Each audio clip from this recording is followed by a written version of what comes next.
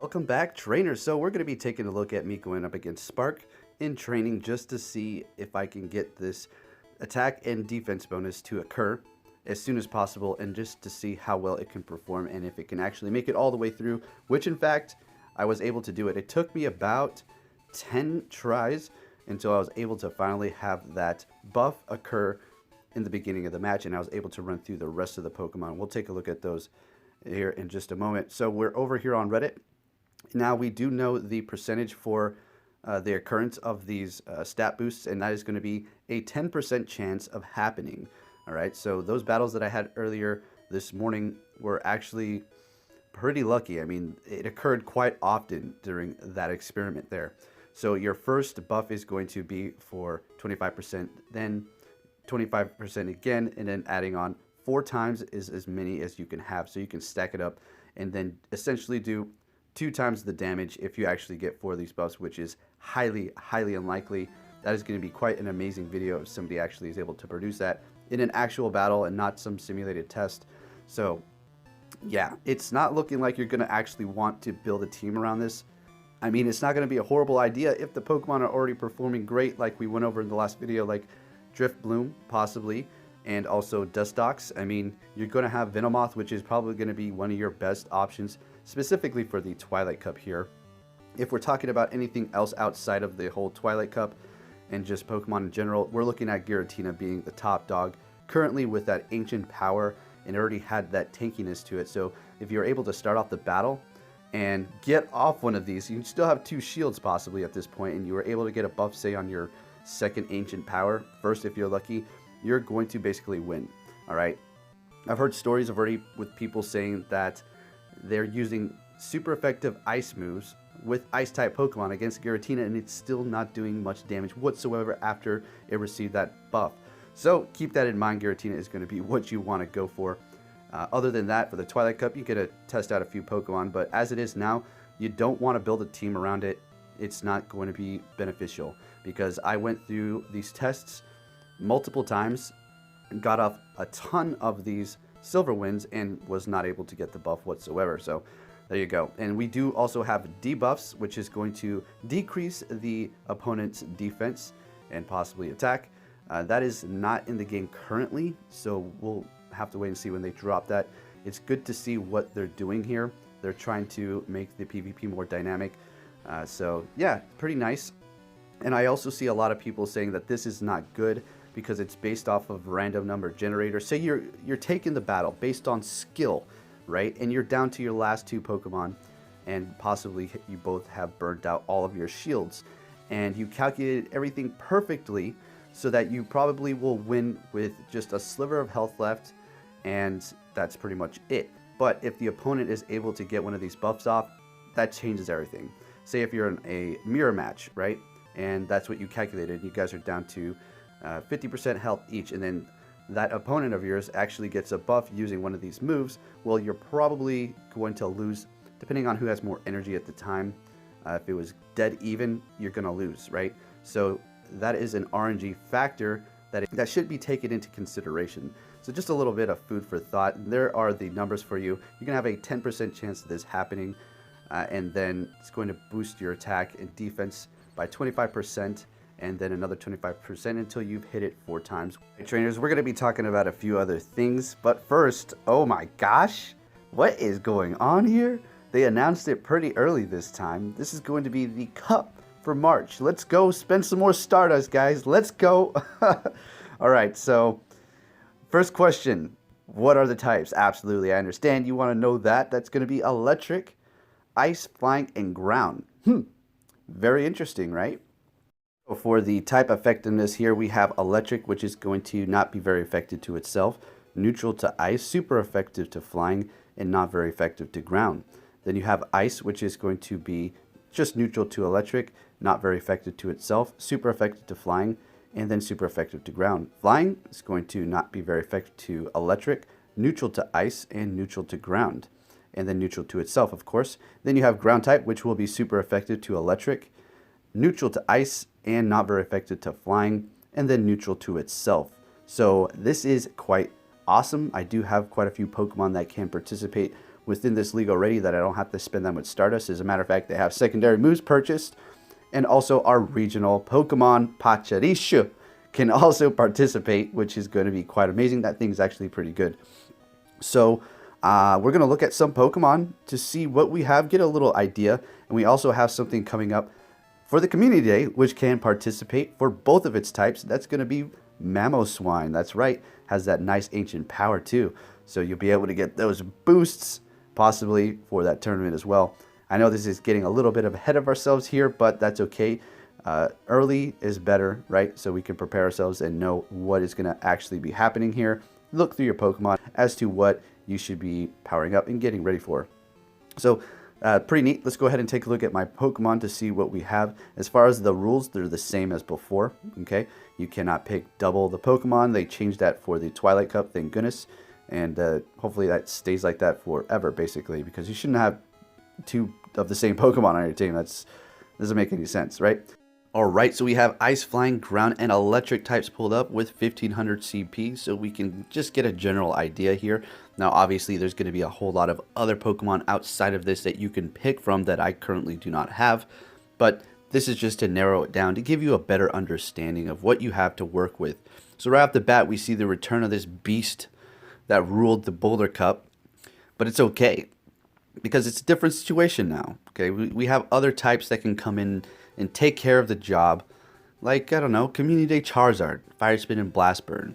Skarmory doesn't stand a chance anymore, so don't worry about that. You also have the return of Marshtomp, which was basically on everybody's team because of Mudshot and Surf. Mud Bomb as well is just so good. The energy gain and requirements are just so low for those charge moves, right? And then we have my Swampert, of course. And then Rhyperior, don't know how much you'd really want to use that. So we have a Dragonite right here with Dragon Breath. Unfortunately, no Dragon Claw. That is that's asking for a lot to get that into the Great League there. So if you do have one of those, you know, 2 thumbs up, you're looking great already. And then we have quite a few of nice Pokemon to choose from here, as you can see. It's looking really nice. So first time for any of these tournaments, and there was no rules specifying this. We have legendaries you can choose from. Hey, time to start buying. Time to start buying those secondary moves. No, don't listen to me. Don't do that. If you want to, I mean, I'm pretty sure you may just want to go with Charizard in that case. But Zapdos, on the other hand, I don't know, might, you know, prove to be useful. Definitely not with that Zap Cannon though. But yeah, I mean, see, the options are open now. There's a lot more variety here. Okay, so this is looking pretty cool. You have Raikou, which has received that new move. It can learn Shadow Ball now. Definitely do not want to use Volt Switch nor Thunder, which are going to be just horrible options to use in PvP match for sure. Definitely not. And Steelix coming back. Steelix is coming back. All right, so looking cool. This is a very interesting type. Going to have to go over quite a bit of things here. And we do have Azumarill getting left aside this time. Thank goodness, because I'm sick and tired of looking at that thing. Everybody just picking it because, you know, obviously it's really good. You know, I don't blame you. But, I mean, come on. Every single time. Also, we can pick my Yanmega, which I'm pretty happy about. I'm just going to have to find a lower CP Yanma and then evolve it, because every one I have is just simply too high up there. So that is also an option. Not that Yanmega is going to be really performing so great going up against electric, ice, and ground type Pokemon. Flying as well. That's definitely something you don't want to pick, honestly, now that I think about it. And then it's just going to go down from here. So we do have the Pachirisu. I don't know if you're going to actually want to use Zapdos. It's not horrible or anything. A Sky Attack Moltres is actually going to be pretty good. I think I traded my... Oh, no. Here we go. Please tell me. Oh, my gosh. No. I don't think I have a Sky Attack Moltres anymore. I think I traded it. Yep, I did. Oh, well. That's okay. We have Charizard still, right? So we also have the Gliscor, which, I mean, you know, no, probably not. You have Ice, which is going to be 4 times weak to that. Will be resisting the electric, neutral to flying, but I don't know how much you really want to use that. You also have the Scyther here, which is going to be extremely weak to ice. I mean, it's just going to, the flying part is just taking super effective damage. You can go into a lot more in depth for these Pokemon. Just gonna give you the quick brush up here. And like I said, there's gonna be a lot of other options you may want to go with that I'm not even recommending or looking at here. Steelix, you know, is just one of those tanky Pokemon that you can put on your team, and rest assured that it will come and, you know, help you take off a good chunk of health of that Pokemon and be able to survive to some degree. Now, if it's taking super effective hits, you know, from fighting and ground types and possibly fire as well, then, you know, it's not going to be looking too hot for it. So yeah, we'll have to see, because yet again, every time one of these tournaments come up, it's just going to boil down to people putting numbers in websites to find the best calculations and outcome for each one, and then you're just going to have like 6 or 7 main Metacore, and pretty much it. Now, I will look something up here. Let's go ahead and take a look at this. Now, you do have Mamoswine, so highly urge you to make one of these with Ancient Power on your Community Day. If you're watching this after Community Day happened, well, I hope you made one, because you're going to definitely need it for this cup. I wouldn't say definitely, but it can find its high usability. You have Ice, you have Flying, which both are going to be weak to Rock. Now, I don't currently have the move, obviously, because Community Day hasn't rolled around yet. But if you did have Ancient Power, plus the new stat boosts, I mean, there's no way you can go wrong with that. That's what it was made for. You're definitely going to want that Ancient Power. Now, if you're a Raider and you're not interested in PvP whatsoever, Ancient Power is not something you want. Don't worry about Ancient Power. You don't need it. But I highly urge you to make one of these for sure, because with that boost, ooh-wee, it's looking pretty nasty. It's going to have quite a bit of weaknesses with the dual typings, not necessarily the other types that are going to be eligible, but, you know, that Charizard I keep looking at, it's looking real good right now. So yeah, gotta have to look out for that. It will be extremely strong against its weaknesses to some degree, those fire types. But then again, if their dual type does resist it, then you have a bit of trouble there. But you also have that possibility for a 10% attack and defense buff, so that is a plus as well. So Mamoswine, pretty neat, coming in, fresh new Pokemon, just evolved it today. He looks so funny from the side, I mean, it's hilarious. So yeah, I haven't made a Great League one because the community hasn't started, and I'm definitely not going to evolve anymore quite yet, so we'll see how that goes. So there you have Mamoswine. Now for the next month's cup, for the month of March, which Pokemon do have the moves that do contain those buff attributes, and we're going to be looking at those now. We have Golem, which is going to be that part ground type, and then you have Togetic and then Togekiss. Both can learn Ancient Power. Now, the only way to get a Togekiss into the Great League is if you catch a low enough CP in the wild. You can't do the raids and trade it and get the lowest one. It still will not be at that low enough CP level for it to reach that Great League. So those are on the table as well. And then you have Mamoswine with that Ancient Power coming up for that Community Day. And then you have Aerodactyl as well, which can possibly show some potential with that Ancient Power and getting that boost, I suppose. But it does have things it needs to look out for in the cup coming up next month. And then you have Yanmega, which, although I really enjoy this Pokemon to the fullest, the design and everything about it, it's just probably not going to shine too much because of the typings, and it's just going to be weak against quite a bit here. And now for the Ominous Wind, you have Golbat. And before we continue on, not all these are going to be great. I'm just showing you which ones have the potential for next month's cup. All right. And then you have Ottu, and then Driftbloom. Yeah, and that's looking about it for those. And then on for Silverwind, Venomoth is not going to be eligible. That is going to be a bug and poison type. A Ladian, which will contain Silverwind, there is that option there.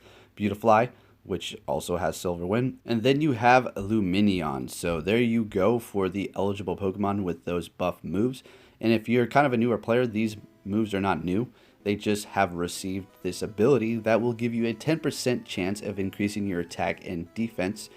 And honestly, building a team around them, probably not within your best interest, because like we've seen those tests in the beginning, that was the better end of it. But I sat there for a good hour trying to get the perfect setup for it. And then I finally was able to get that buff in the beginning and then just tear through the Master League with a 1100 CP Pokemon. So that's pretty intense. Yes, Dustox is maxed out at that CP, and it's showing its true potential to some degree at level 40, but still, to run through the Master League, training isn't the hardest, going up against those team leaders, but, you know, it's still something to consider. And then another thing to talk about, I suppose, is going to be the Yanma, which you can learn Ancient Power as well as Silver Wind. Definitely not something you're going to show up to the tournament with your chest up, acting like you're going to destroy everything, because as a matter of fact, it's weak to quite a bit in this cup. So, yep. There you have the Tempest Cup for the March of month. Just a quick rundown that I let you guys know so you can start thinking about it, possibly catching the specific CP Pokemon, not transferring them, seeing where they're going to land, where they evolve, and you don't have to spend that much Stardust and gathering up enough Stardust to buy these secondary moves, because we all know that these cups are ruining our Stardust bank quite a bit, especially mine, because I'm powering up all these things and I don't even end up using them. But that's okay, because I did power up some things for the Twilight Cup that I'm not going to be using that just might prove worthy for next month's cup in March. So remember, there's only a 10% chance to get that stat buff for attack and defense. And if you're wondering, well, what happened with that? In your last video, you're talking about you weren't sure if they were getting attack or defense. It's happening at the same time, guys. It's just a visual bug. It's not showing it. I don't know if it's a visual bug or just it was meant to be like that, but you're getting attack and defense at the same time if it does actually happen for that 10% chance there. And it will be buffing you 25%, and you can do it for a total of 4 times, which would be quite amazing if you're actually able to pull something off like that. All right, so thank you for watching, trainers. If you did like it, please give it a big thumbs up, and I'll be catching you all next time. Take care.